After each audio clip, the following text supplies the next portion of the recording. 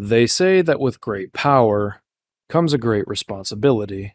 So, surely, in a world where one person can make a difference, everyone must face the consequences of their actions and their inactions.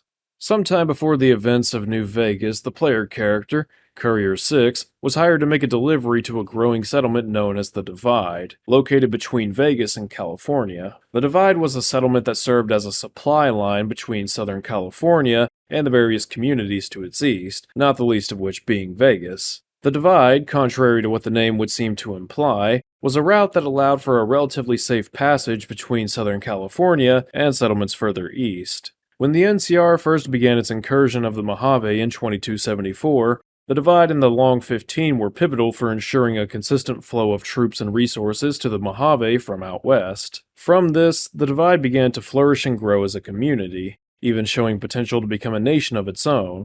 Of course, the NCR would eventually come into conflict with the tribe known as Caesar's Legion, with which tensions would escalate over the following several years as they both sought to claim the relic of the old world known as Hoover Dam. Hoover Dam, like the Divide, was an invaluable resource that would simultaneously enable further expansion whilst providing all the support those out west would ever need. Conquering the dam meant an abundance of electrical power and clean water, both of which any post-apocalyptic nation trying to expand further would need. But unlike the NCR, which is likely the largest of the very few existing post-nuclear nations, especially in North America, if the Legion ever wanted to stand a chance against the NCR for control over the Mojave, they would need to cut one of the NCR supply lines between Southern California and the Mojave. But given that the Legion was already struggling to make its way as far west as the Colorado, sending a military force strong enough to conquer a territory as far out as the Divide was a mere pipe dream. So instead of an entire platoon of soldiers, the Legion would send only the occasional frumentari, and perhaps a handful of veterans that they held the utmost confidence in to infiltrate the depths of the NCR's territory in search of a weakness to exploit.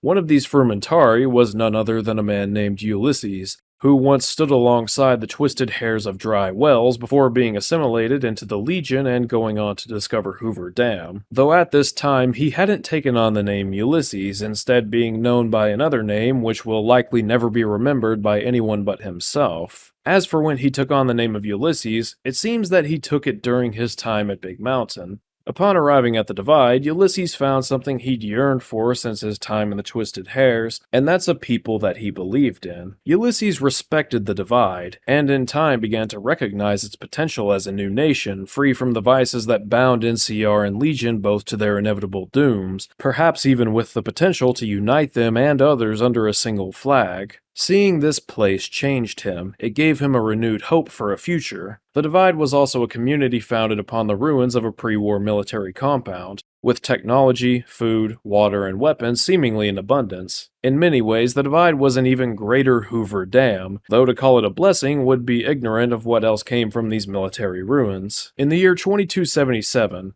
about 3 years after the Divide had been founded, a nameless courier was contracted to deliver a parcel from the new California Republic territory of Navarro across to the Divide. Within the parcel was a device that, upon being activated, transmitted signals to the depths of the military facilities beneath the Divide. Within these facilities was a number of nuclear missile silos that had yet to be fired. Given that the operation of multiple nuclear missile silos requires far more management than the simple press of a button on a single device, these missiles would detonate simultaneously beneath the surface of the Divide, cracking open the earth and annihilating whatever hopes to build a nation that once stood there. Despite this, Ulysses managed to survive, with what might be the greatest stroke of luck in the history of Fallout's canon. And to be clear, that's not a criticism. This possibility was actually set up as far back as the reveal trailer for New Vegas. Sometime before the destruction of the Divide, a friendly little iBot by the name of Eddie, or Edie, would begin to make its way from Adams Air Force Base on America's east coast all the way out to Navarro. This iBot would manage nearly 2,500 miles of travel, stopping at one point in Chicago at another Enclave base for repairs and upgrades, before finally suffering major damage from a raider wielding what we can assume was a hunting rifle. Eddie would eventually crash somewhere outside of Primm, likely near Hopeville, where it would be scavenged by a courier working for the Mojave Express and brought to Johnson Nash, but not before being remotely scanned by the Hopeville silo's computer systems. How exactly that even works or happened is ultimately unclear, though. It's not that I don't buy the tech for this exists in Fallout's world, there's just nothing to suggest how it works beyond what it accomplishes. In any case, what remained of the Divide's military computers would use the scans from Eddie to configure its own iBots, which would find and heal the wounded Ulysses. Ulysses saw the courier deliver the device. He knew of its origins, and this knowledge would leave a lasting impression on Ulysses as he left the Divide and returned to the Legion. Ulysses would continue in disillusionment with Caesar's Legion, crushed that he'd bore witness to the eradication of his familial tribe as well as the Divide. Sometime after the Divide's destruction, he followed the strange weather patterns of the desert to Big Mountain, where he met Elijah and Christine. He led the Whitelegs to war against the NCR and eventually to sack New Canaan, but didn't care to ensure the execution of Joshua Graham. Although Ulysses was loyal to the Legion, his devotion never went beyond his faith in them. As a frumentarius, Ulysses would also act as a courier so that he could traverse the Mojave with relative ease, at least as far as dealings with NCR and Vegas went. During this time, Ulysses would turn down the job for the Platinum Chip, suspecting that it might lead to the death of the courier responsible for the destruction of the Divide. But word would eventually get out that the courier survived, and it was likely at this point that Ulysses would once again make his way to the Divide, leaving but a single transmission for the courier's Pip-Boy. Ulysses' plan is for the courier to use the iBot in Hopeville, a recreation of Edie using the scrap from the device that triggered the missiles beneath the Divide, to navigate the Divide as they make their way to Ulysses. This is so that Ulysses can use the parts from Eddie to launch the remaining nukes within the Divide at NCR territory, cutting off their supply lines and preventing further expansion by the NCR, leaving them to a proverbial death by starvation. As for the Legion, Ulysses is fully aware that they will eventually crumble. In his mind, both sides need to go in order for humanity to have a chance to begin again, and the nukes are his tool for both wiping the slate clean and enacting revenge upon the courier that destroyed his life and future. The story of Lonesome Road is a complicated tale. Ulysses is a very thoughtful and methodical character who spent a great deal of time pondering the future of post-nuclear America and its various factions. His experience as both a tribal assimilated into the Legion and a courier wandering between developing nations gives him a very unique insight that's really only shared by the player. Ulysses' grudge against the courier is pretty damn justified. Although the courier didn't understand what the package they were delivering would cause, they still delivered the package. It was by the courier's boots that the package would arrive at the Divide, and it's on their shoulders that this burden is bore. Ulysses saw a hope for the future, a hope that he found absent in the NCR, Legion, and even House in Vegas, and I can only imagine how scarring it must have been for him to see all of it go up in flames. I think where Lonesome Road loses a lot of people, though, is the focus on Ulysses' grudge with the courier rather than his desire to, in his own words, burn away the flags. Begin again. Now, don't get me wrong, I do think his grudge against the courier makes sense, and it can work as a central conflict. Even if one's involvement in an event is indirect, unintentional, or even coerced, there is a strong argument to be made that they are in some way culpable due to their role in the causation of said event. Joshua Graham didn't intend to get his and Ulysses' Legion brothers killed at Boulder City, but that's what happened. NCR troops didn't intend to slaughter elders, women, and children at Bitter Springs, but that's what happened. The followers of the Apocalypse never intended for one of their own to become the most savage tyrant ever seen in post-nuclear Western America, but that's what happened.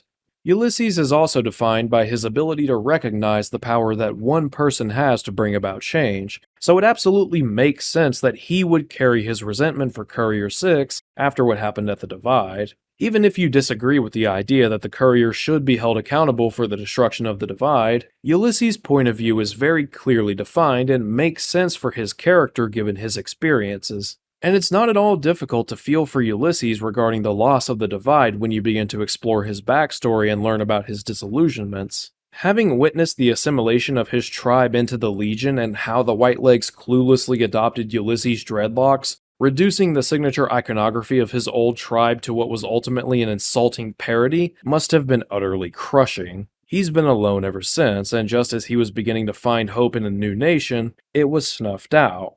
All of that works pretty damn well, but what doesn't work is how the entire conflict with Ulysses prior to reaching his temple is completely defined by his disdain for Courier 6. or rather, how the audience is led to believe that's what this is all about. There are two reasons that I believe this particular plot point doesn't completely stick. The first is that the player did not deliver the package, instead they're told that the courier did. People don't like being accused of things they didn't do, especially by people they don't even know. So already the player is almost being prompted to put up a wall of, what the fuck is this guy talking about? I never agree to this. Why has this been decided for me? Being told that, hey, you were delivering a package and it led to you walking into a trap that you never could have anticipated at the very start of New Vegas is a perfectly fine setup, and the player has no reason to really do anything else but go along with it. But when you tell the player, hey, you did something that led to the complete annihilation of a settlement and you should feel bad, then they're almost definitely going to look at you with something of a furrowed brow. The second issue is that it distracts from Ulysses' plan beyond the courier, which would have worked perfectly as the core pillar of this conflict. Instead, Ulysses' disdain for the NCR and Legion is fed somewhat passively through the exposition, and it's only at the very end of Lonesome Road that it's revealed what he's actually doing in the Divide, which leaves it feeling a bit sudden.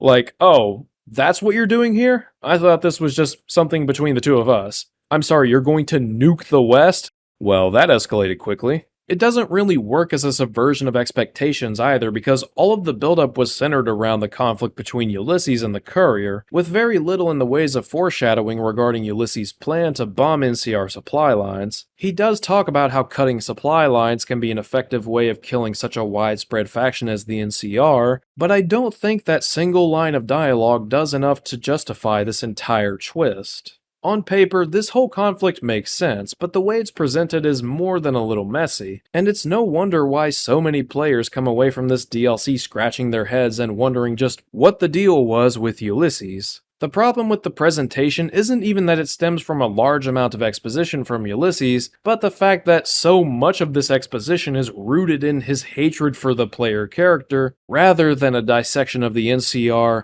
Legion, and Vegas and why Ulysses wants to see them burn. It makes Ulysses come off as more of a rambling lunatic with a grudge than a man with a warped perception looking to hit the reset button on post-nuclear Western America. What makes this storytelling especially strange is the fact that Ulysses doesn't seem to hold the NCR and Legion as accountable for what happened at the Divide as the courier, which is especially strange given how muddled the details regarding the delivery of the detonator have turned out. What Ulysses fails to consider is that the Legion does have moles in the NCR, Frumentari who've infiltrated their ranks. We know that this has happened before, i.e. Camp McCarran, but Ulysses writes off the possibility of Legion being responsible for the destruction of the Divide completely, claiming a no true Scotsman for anyone with the Legion that makes it out as far as the Divide, let alone California. I actually understand how he would think this given his own disillusionment with the Legion, but I feel it's a questionable assumption to make given that marked Legion troops within the Divide crafted in sport gear reminiscent of the Legions like at Linnaeus, which Ulysses will even comment on, saying that the Legion hold their symbols with a great reverence, whereas the NCR doesn't really have such iconography besides their guns and flag, the latter of which I imagine is little more than something maintained for the sake of old American tradition. Ulysses will even remark that this type of attack, the cutting of a supply line, is just the kind of thing that the Legion would perpetrate. That's not to suggest that the NCR wouldn't be so incompetent though. I can absolutely buy that they'd mistakenly trigger a nuke. Hell, it's a miracle that this fantastic idiot didn't bring down a blast of gamma radiation on Helios 1, but again, the issue is that there is no way to know for sure.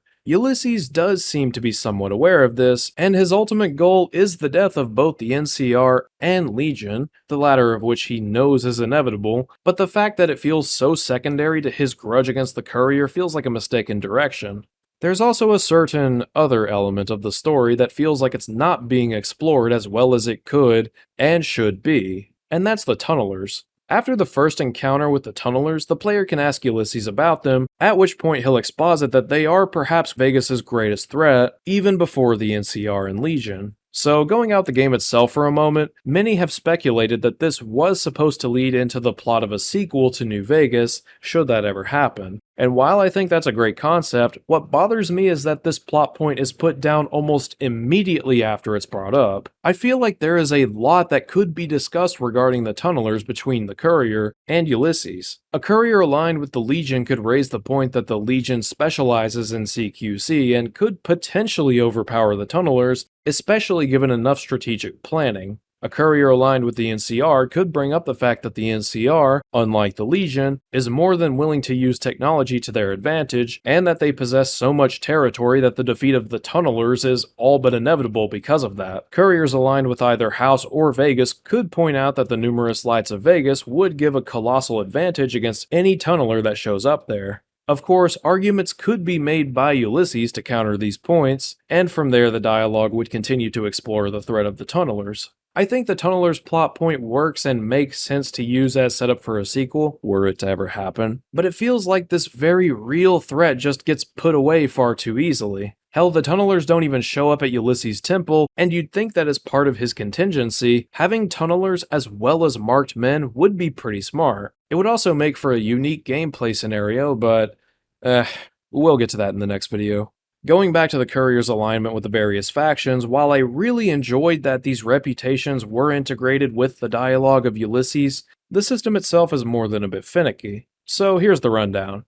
If you have a positive reputation with the NCR, it will override all other reputations, and Ulysses will speak to you as if you're aligned with them. Otherwise, if you have a positive reputation with the Legion, Ulysses will assume that you're aligned with them. If you have a positive reputation with the Strip, he talks as if you're aligned with House. Positive reputation with no faction opens the Independent Vegas dialogue. There are two major problems with this. The first is that a positive reputation with the NCR overrides the House or Independent Vegas routes. The issue with this is that you can have a positive reputation with the NCR just from doing side quests, and fooling them into considering you an ally is actually possible for the entirety of both the House and Independent Vegas quests, up until the final battle of Hoover Dam, at which point the game ends. This was an issue for multiple of my characters which were taking the House and Independent Vegas routes, and I had to use console commands to lower my rep with the NCR just so I could get those dialogue paths.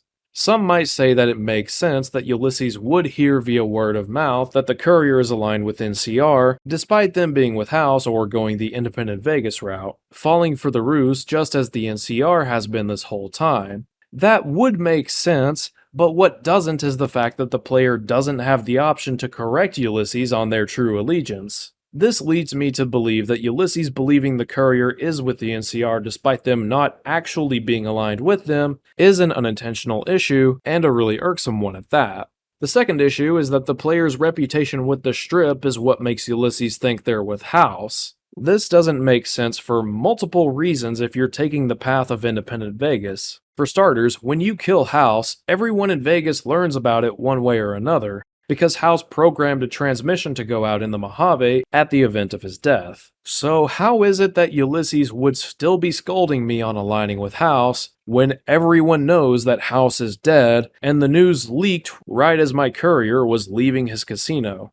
But also, gaining a positive reputation with the Strip is something that you can do in the Independent Vegas quests. In fact, you're actually encouraged to do that by Yes Man. So you could very easily end up playing Lonesome Road and being talked to as if you're aligned with House, despite having murdered the guy. And none of the remaining dialogue would give you the option to cut Ulysses off and say, "Dude, I went full Abby on that motherfucker and ate his 3th-century ass like one-of-a-kind beef jerky." So yeah, those were some really damn annoying issues to deal with, and they didn't need to be. They could have just as easily made it to where Ulysses speaks to the Courier based on their progression in the main quests. Since House and Yes Man's quests both progress simultaneously, so long as House is alive, just have Ulysses' dialogue paths work the same, with the Independent Vegas dialogue opening up when House is dead. That would have saved a lot of people a lot of headaches.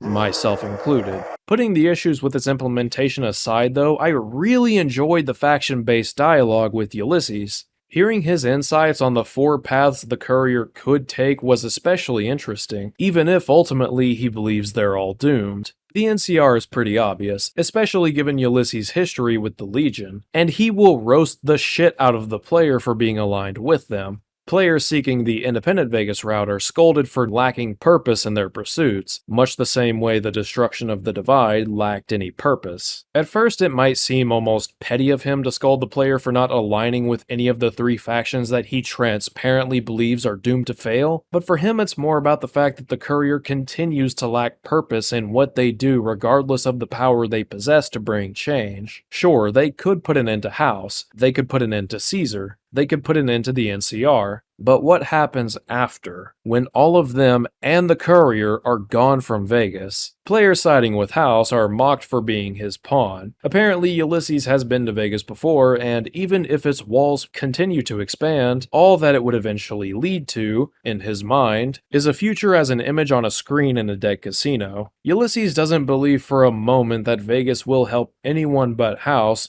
so long as it's ran by House. And that is an interesting point to consider. It's also worth noting that Ulysses doesn't know about House's plan to eventually colonize space. After all, he hasn't even spoken to House, so it wouldn't make sense for him to even be aware of this plan. But it is interesting to consider what Ulysses might have to say were he ever told this. And then we have couriers aligned with Caesar's legion, which I think makes for some of the most interesting dialogue with Ulysses. Ulysses makes it abundantly clear that even he understands that the legion is doomed, although he is generous enough to assume that they'll make it as far as the sea before they finally collapse. What makes this interesting though is how transparent he is in his respect for the Legion. In many ways, the Legion represents what Ulysses believes makes people strong. Unity through undying devotion, reverence of symbols to bolster loyalty and morale, and a deep-rooted respect for battle. The Legion has its issues, but its people, and by that I really just mean the men, are very clearly united and loyal to the cause they fight for, and they will happily die for it. If there's anyone besides Joshua Graham who understands the Legion more than Caesar,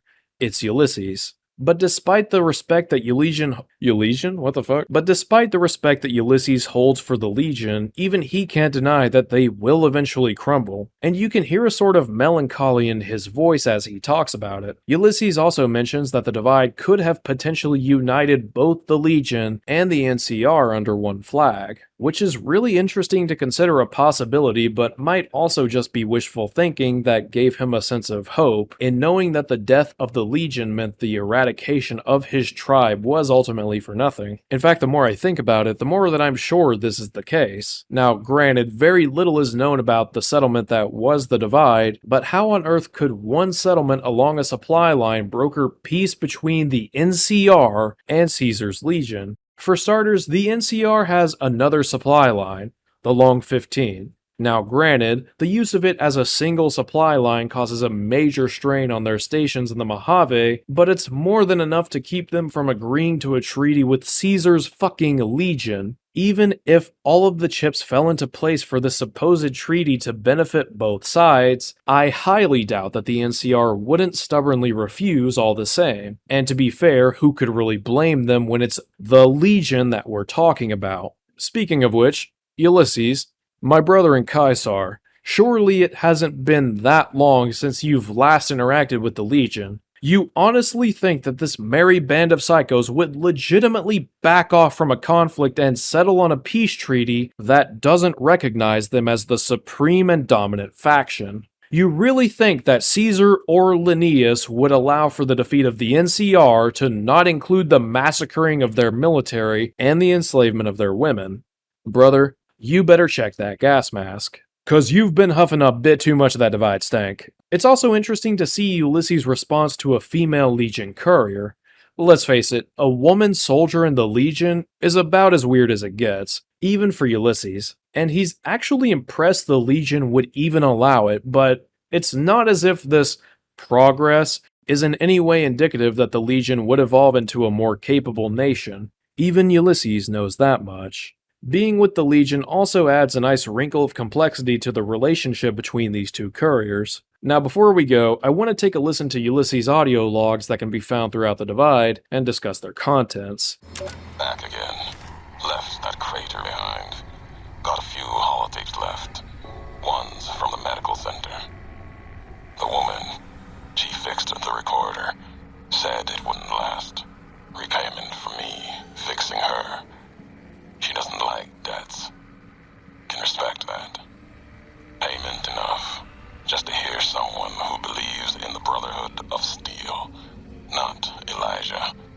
Different view, same madness. She answered me on their philosophy, their way of seeing, the roads they walk. Dead ends, empty, as if technology can solve anything. Big empty's proof where that road leads. Just like the divide, and all the roads that lead to it. The first audio log is basically a direct follow-up to the one that we found in Big Mountain. Apparently, as a way of repaying him for saving her, Christine helped to fix Ulysses' holotape recording device. Ulysses respected this, but he also considered it payment enough to hear her answers about the ways of the Brotherhood of Steel. Ultimately, to Ulysses, it was just a different form of the same madness that Elijah echoed, implying that he actually spoke with Elijah sometime before meeting Christine. Emptiness here, like the sands of the great salt lake, echoed, the beating in the divide sky, like storm drums of the white legs, ran with them on the salt beds at Caesar's command. Cut the throats of the two-headed bear, cut all communities off. Use storm, sky, disease, fire, starvation, and the violence of the ignorant to ruin all who could. Might stand against him. But the whitelegs, they couldn't live on their own like most scavengers, so gave them purpose, turned their hunger into a weapon. The wall of New Canaan, too high for Caesar, too proud maybe, or maybe something there from his past that needed killing. Memory of Graham. Help them dig out Canaan's supply caches and other secrets the sands hid. Bunkers filled with powered weapons even the Brotherhood might desire. They call these new weapons storm drums in the firing of shells. Taught them the power in the casings to channel the spirits in their guns. Me, they called me the flag bearer. Glory in my hand, in my staff that still bore the weight of the old world, just as the symbol on my back did. I learned their weapons as a means of respect, and when it came their turn to pay respect to me, history came rushing back. Can't escape what's been done. History's there, no matter how far you walk. The second holotape is a reminiscing of sorts, with Ulysses. Again, what am I saying? The second holotape is a reminiscing of sorts, with Ulysses comparing the sounds of the Divide's storms to the beating of the storm drums used by the Whitelegs. He then recalls his time with the Whitelegs, where Caesar commanded Ulysses to take the Whitelegs under his wing so that he could carry out a number of attacks on the NCR around Utah's Salt Lake. This was, of course, the prelude to the attack on New Canaan, where Ulysses originally wondered why Caesar was so dead set on its destruction before realizing that within its walls was the former Malpace legate. Big, empty. There's something hidden there. A crater. Past wind and sand. So deep in the desert, there's no turning back. Finding the crater was an accident. Was following the weather patterns. The divide sky torn like that. Man's violence, not nature's. That violence in the sky had a source. Tracked it, like following a river current. Left the colors to mark my way, like always. In case someone finds them, learns the pattern. The courier might. But I thought sand and wind would never end. Came to the crater.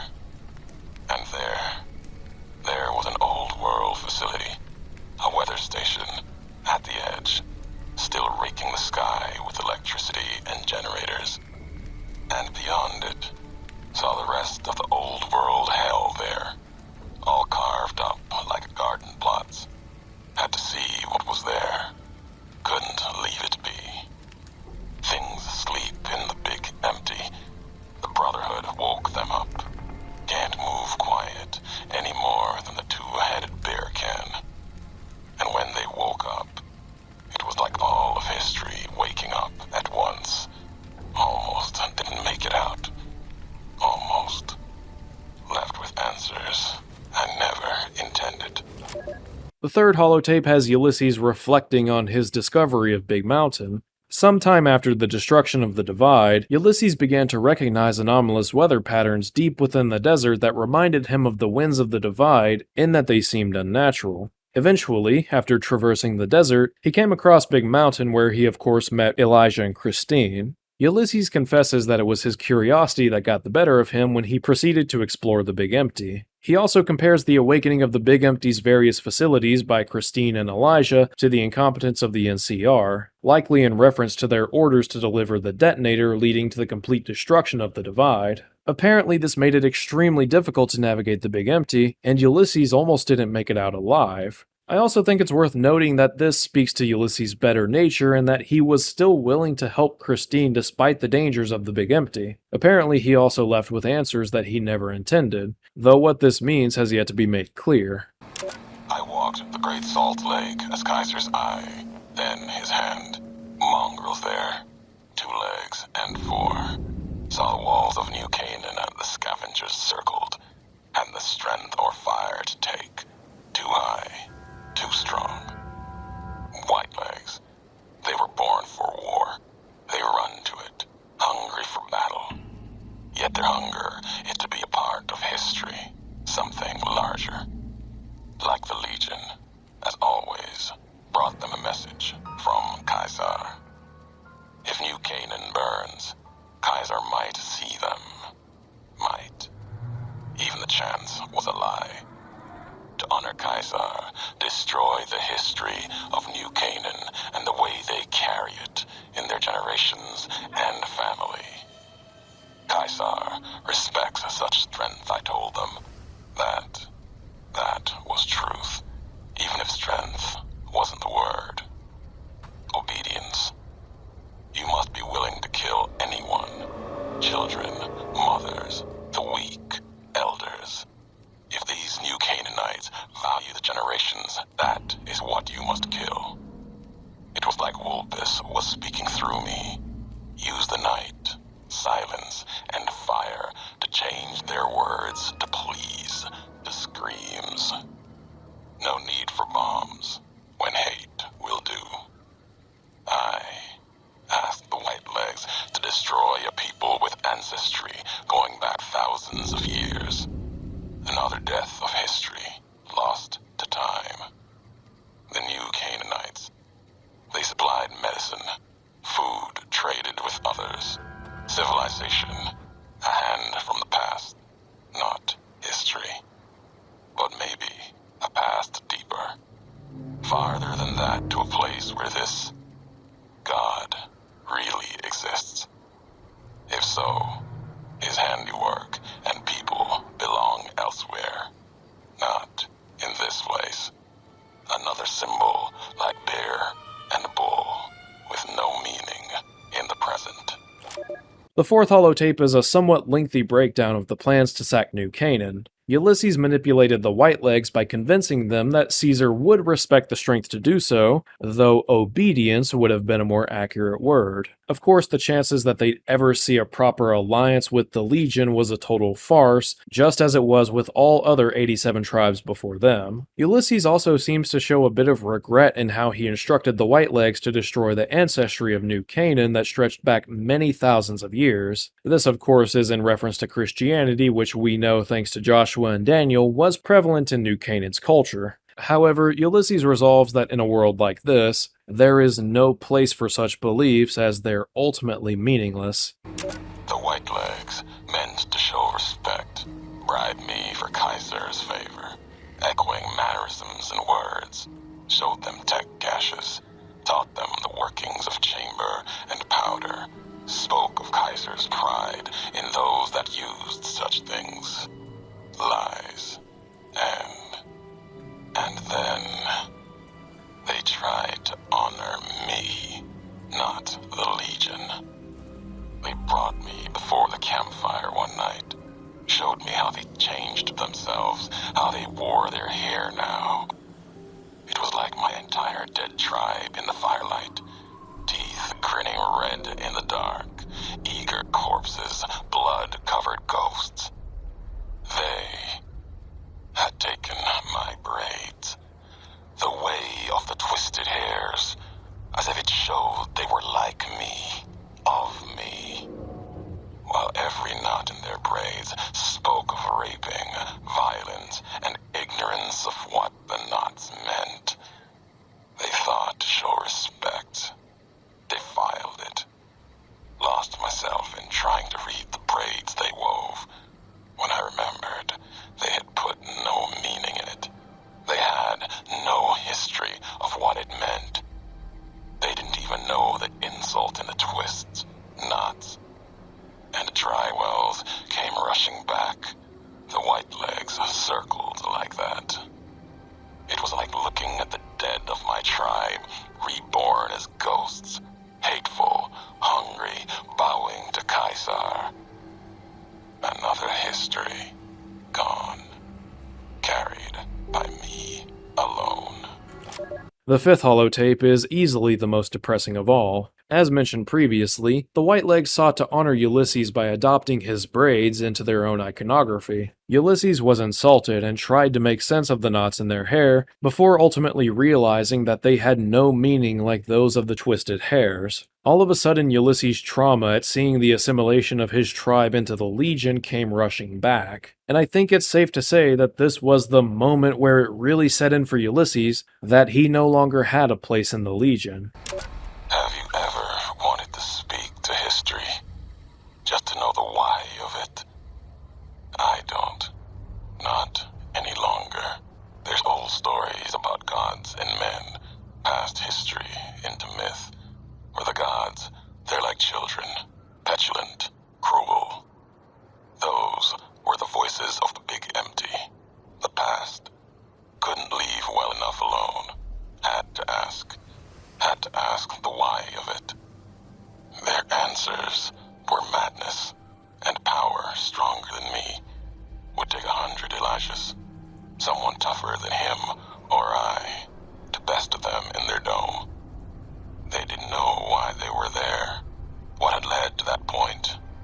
Their names, like serpents devouring themselves, cannibalizing their own thoughts. When all seemed lost, thought it was the end. My anger gave me strength to ask them my last question. Who are you that do not know your history? And they awoke for a short time. The flag you wear, they said, we remember. America. It wasn't just a flag to them. It was a place, an idea they had cared for. Once, they told me what it was like to grow in that world. All they had done to lift it up, protect it. They didn't know it was gone. Yet, they had cared once, before forgetting their history. As they were talking, kept seeing the career's shadow behind them, giving each their words weight. History cast aside, a home left behind. I listened. I asked, was there anything left? Anything that still carries America's voice? And they told me I had already been there. I and one other, walking right out of history, deeper than we knew. They told me what lies in the heart of the divide, what can be found there, and the words to awaken it, and the one to speak them. Ulysses' sixth and final holotape details his last interaction with the brains of the think tank. He describes an incredible anger that he felt at their ignorance, eventually channeling that rage into one last question. Who are you that do not know your history? And it was at that moment that they remembered. The effects of Dr. Mobius's brainwashing tapering off as the memories of America came rushing back. They then told Ulysses all about it, their pre-war lives, the days before the Great War. As they spoke, Ulysses began to think back to the courier, and how they too had no knowledge of their hand in destroying the divide. Ulysses then asked the brains if there was anything left of America that he could find, at which point the brains would reveal that the divide still contained within it undetonated ICBMs. In order to detonate them, Ulysses would need the device that detonated the first set of missiles once housed beneath the divide. And it was at this point that Ulysses started to devise his plan. If Ulysses wanted to simply kill the courier, he could have done just that. But his hatred runs far deeper than that. Ulysses instead plans to use the missiles of the divide to annihilate the NCR supply lines, which would leave the Legion free to swarm both California and New Vegas before inevitably collapsing in on themselves. In one fell swoop, Ulysses would single-handedly annihilate every bit of progress that Western America had made since the bombs first dropped, reducing it all to ash and forcing civilization to begin again. Regardless of whom the courier aligns with, this would be catastrophic to let happen.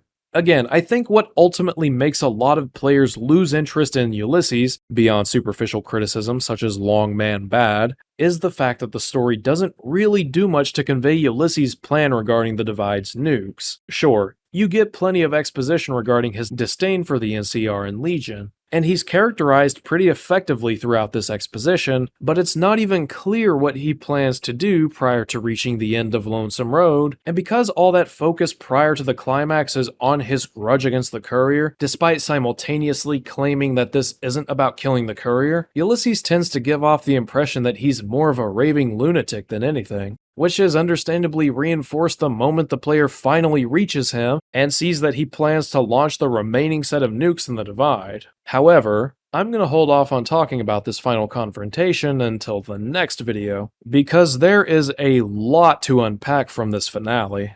Overall, I would describe the story of Ulysses and the Divide as one that's pretty damn strong, but not told as cohesively as it deserves to be. The conflict here is among the most fascinating to be found in New Vegas, with Ulysses' motivations being simultaneously warped, but sympathetic when looked at from his perspective, and serving as an excellent platform to further discuss the potential of the NCR, the Legion, and Vegas. The lore of the Divide is fascinating as a sort of what could have been for post-nuclear Western America, and it's interesting to see the ruins of what many would consider a rival to Hoover Dam, at least as far as its utility and potential societal impact. But it's also kinda lame that the tunnelers get made out to be such a massive threat, only to be immediately put to the wayside. But hey, when the story is this damn good, and the lore is this fascinating, I'm perfectly content with forgiving a couple of blunders here and there in the storytelling. That's not to excuse them, but to say that the high quality aspects far outweigh these issues. But that's all I've got for today. Until next time, take care.